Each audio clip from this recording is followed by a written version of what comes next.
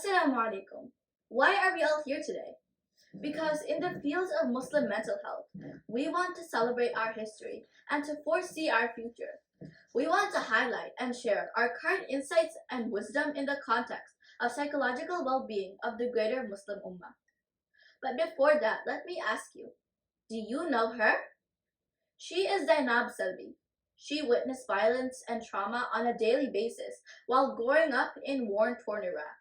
She was able to overcome her post-traumatic stress disorder, which eventually helped her to develop a platform to advocate for the mental health needs of women who are victims of war and conflict.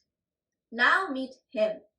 He is Yusuf Islam, formerly known as Cat Stevens, a singer, songwriter, and philanthropist. He experienced a period of anxiety and depression, which he described as a dark night of the soul.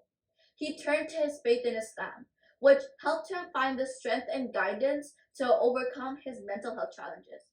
Then he used his music as a tool for promoting emotional well-being and mental health awareness. There are many stories like these which are dominating display of how mental health challenges can impact someone in the Muslim community and how seeking support can lead to healing and recovery by breaking down the stigma towards creating a more compassionate world.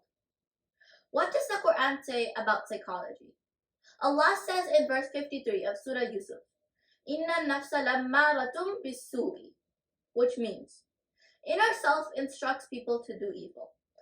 1400 years after the Quran said this, German philosopher Immanuel Kant has identified this inner self as emotional state of rational intellect of someone.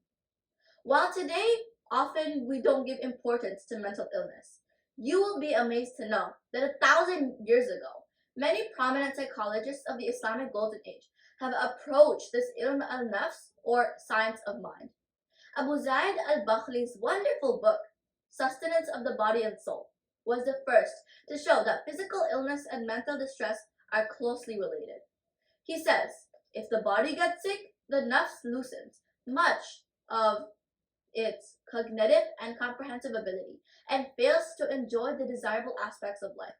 Similarly, if the nafs gets sick, the body may also find no joy in life and may eventually develop a physical illness. Thus, Muslim scholars have clearly stated the mutual concern of physical and mental health. So, let us take a moment to acknowledge and celebrate the history of Muslim mental health.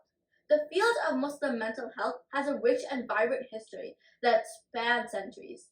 In the present day, we are also very fortunate to have many brilliant and dedicated Muslim individuals in our field who are pushing the boundaries of our understanding of mental health and awareness.